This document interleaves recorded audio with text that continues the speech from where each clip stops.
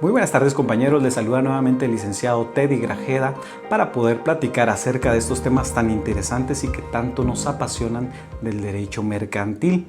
Pues el día de hoy vamos a hablar acerca del contrato de cuenta corriente. Este es un contrato típico mercantil y pues que está regulado en nuestro Código de Comercio en el artículo 734 al artículo 743. Lo primero que vamos a hablar de este contrato es el concepto, para luego poder explicarlo. Vean, pues el concepto que vamos a manejar del contrato de cuenta corriente es que es un contrato mercantil por medio del cual las partes denominadas cuenta correntistas se obligan a entregarse remesas recíprocas, ¿sí? Estas remesas tendrán un valor dinerario, las cuales serán anotadas en cuentas que cada uno de los cuentacorrentistas llevarán. Y al cierre del contrato se determinará quién es el deudor y ahí podremos a él cobrarle la obligación que es este saldo restante que le quedará a favor al acreedor. Este es el concepto que vamos a manejar del contrato de cuenta corriente y ahora lo vamos a explicar para que lo podamos entender. Imaginémonos que hay dos sociedades y estas sociedades se obligan en un contrato a entregarse remesas recíprocas. Ahora bien, esas remesas no solamente son dinero, porque muchas veces pensamos que nos hablan de dinero a la hora de tocar el tema de remesas. Estas remesas pueden ser cualquier otra clase de bienes. Imaginémonos que esta sociedad le da materia prima a esta sociedad y esta otra sociedad le da producto a esta sociedad. Entonces están dando esas remesas recíprocas. Ahora bien, al momento del cierre, ¿verdad? Que es un corte que se da, vamos a ver quién de los dos termina siendo deudor de la otra parte. Y ahí ya le podemos cobrar pues ese saldo que resta a este contrato de cuenta corriente. En resumen, ese es un contrato de cuenta corriente.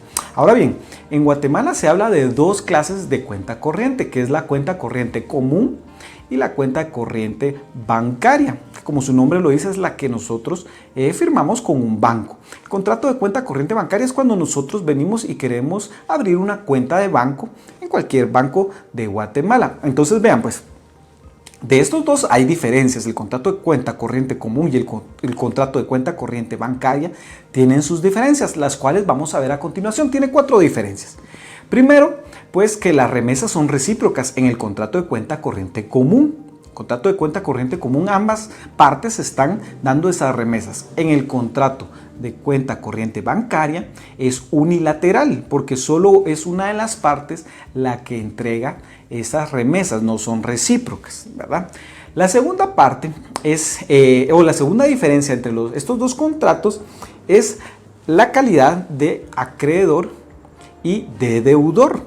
No sabemos quién tiene esta calidad en el contrato de cuenta corriente común porque al inicio no se sabe, se va a saber hasta el cierre del contrato. Ahora, en el contrato de cuenta corriente bancaria, sí ya sabemos, en cualquier momento sabemos quién es el acreedor y quién es el deudor. Y esta diferencia continúa con la tercera parte que quiero que entendamos el día de hoy, que es la novación en las partes. ¿Qué significa eso? Vean, pues como no sabemos quién es el acreedor o el deudor, puede ser que ahorita este acreedor se vuelva deudor al siguiente día, ¿me entienden? Entonces hay una novación entre las partes. El acreedor se vuelve deudor y luego el deudor se vuelve acreedor. Entonces hay una novación. Ahora, cuando hablamos del tema de novación, recordémonos que está regulado en el Código Civil como una forma de extinción de las obligaciones. Pero la regulación que nos maneja el Código Civil es una novación objetiva. ¿Qué significa? Que esa transformación que se da es en el negocio jurídico, en el contrato. En el caso de la cuenta corriente, esa novación no se da en el contrato, se da en las partes. El acreedor se vuelve deudor y el deudor se vuelve acreedor. Entonces es una novación subjetiva, la cual no está regulada en ninguna parte del Código Civil. Entonces es pura teoría. ¿De acuerdo? Esa sería la tercera diferencia. Y la cuarta diferencia, que creo que es una de las más claras entre la cuenta corriente común y la cuenta corriente de banco, es que esas remesas en el contrato de cuenta corriente común pueden ser cualquier clase de bienes. ¿De acuerdo? En cambio, en el contrato de cuenta corriente bancaria, esas remesas sí tienen que ser dinerarias. Entonces, esa sí es una buena diferencia. Muy bien, habiendo hablado de las clases de cuenta corriente que existen en Guatemala, vamos a hablar de sus características. Ya les he dicho que es muy importante de que de cada contrato nos aprendamos las características de cada contrato para poderlos entender. Primero vamos a decir que el contrato es consensual porque se perfecciona con el consentimiento de las partes, ¿de acuerdo? Esta clase de contrato es consensual. Segundo, es principal porque esta clase de contrato no depende de otro contrato para llevarse a cabo, ¿de acuerdo?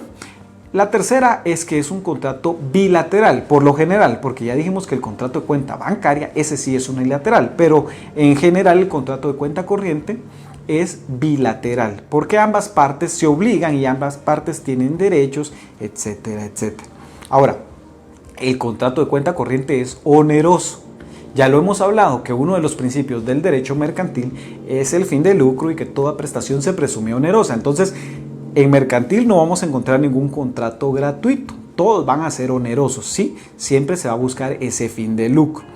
Y por último, va a ser de tracto sucesivo. ¿Por qué? Porque las remesas van a ser recíprocas y van a ser conforme va pasando el tiempo, ¿de acuerdo? Y esa parte del cierre que hablamos, lo vamos a hablar más adelante y lo vamos a explicar, pero vamos a decir que es de tracto sucesivo porque las prestaciones se van dando en ciertos periodos de tiempo, ¿de acuerdo? Muy bien. La naturaleza jurídica del contrato de cuenta corriente. ¿Qué es el contrato de cuenta corriente? Muchos hablan acerca de que es un mutuo recíproco. ¿Qué significa? Esta sociedad le presta a esta y esta le presta a esta. Es un mutuo que se está dando, un préstamo que se va dando conforme va pasando el tiempo. Vamos a dejarlo así. La segunda teoría de la naturaleza jurídica del contrato de cuenta corriente es que podría ser un mandato recíproco, ¿verdad? Ambos están dando un mandato. Otros hablan inclusive acerca de un depósito irregular, que el contrato de cuenta corriente es un depósito regular.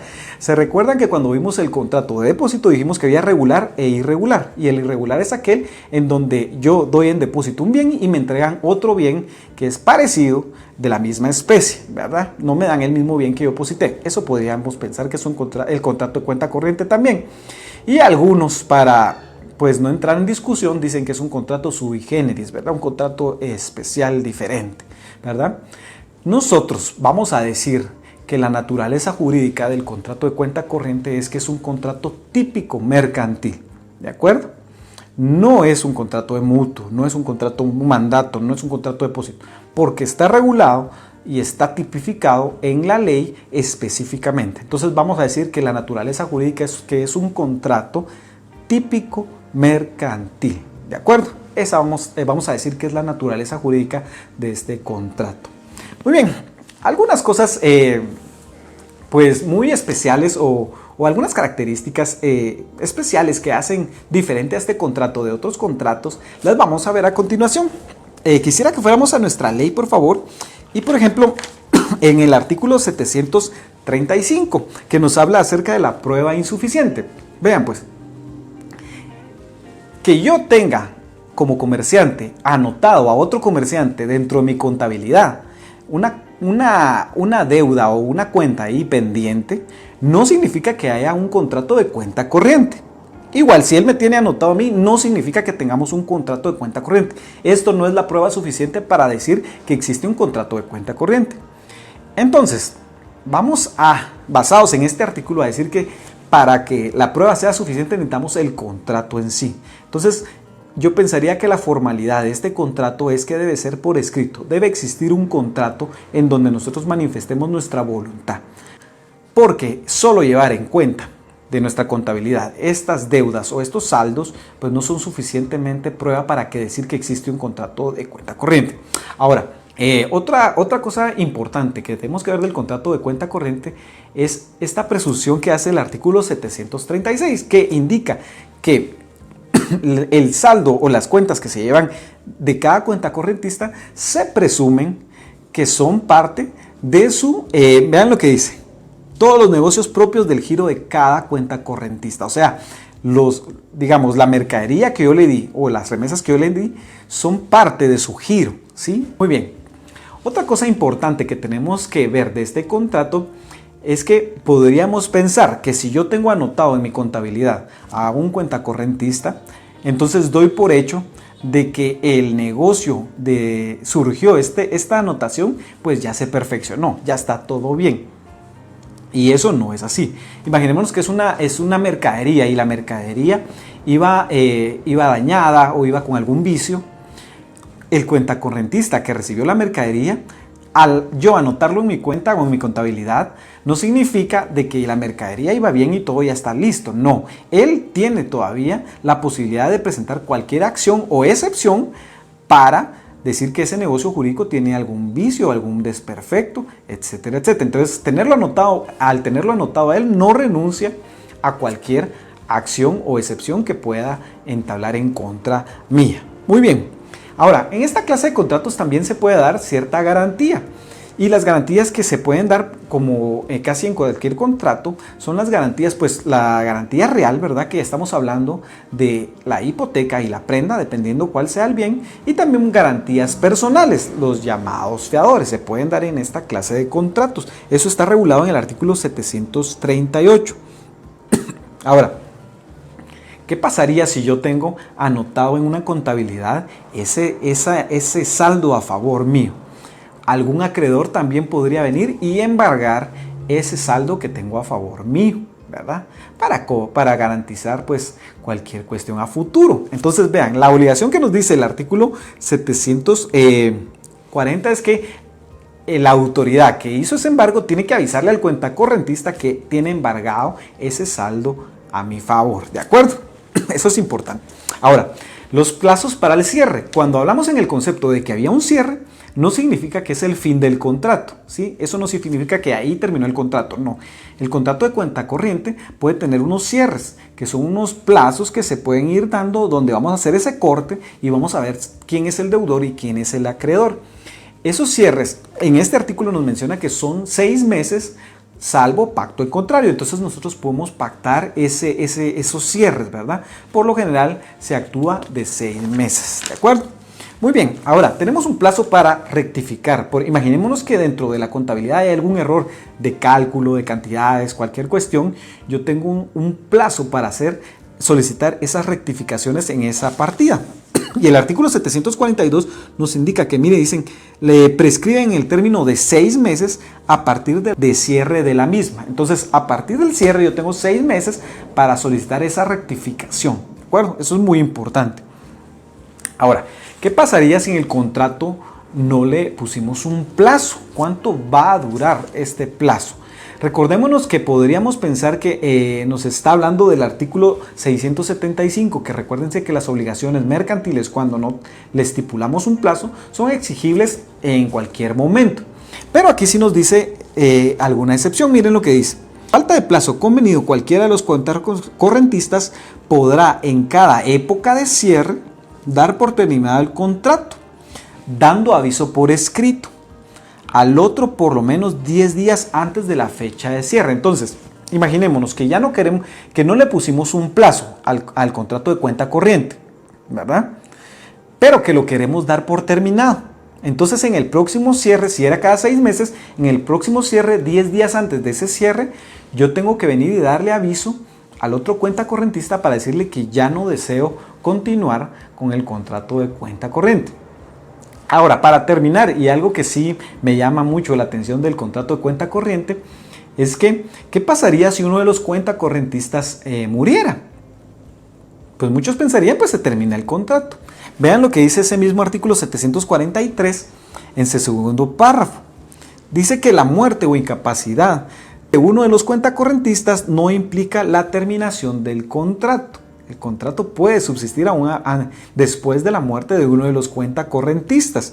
Dice, termina, cuando sus herederos o representantes o el otro cuentacorrentista opten por su terminación.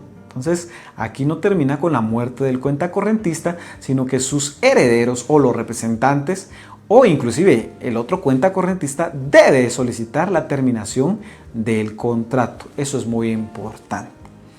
Muy bien, compañeros, esto sería todo del contrato de cuenta corriente, un contrato muy interesante, se utiliza todavía mucho en Guatemala, por lo cual es necesario su estudio y también su aplicación.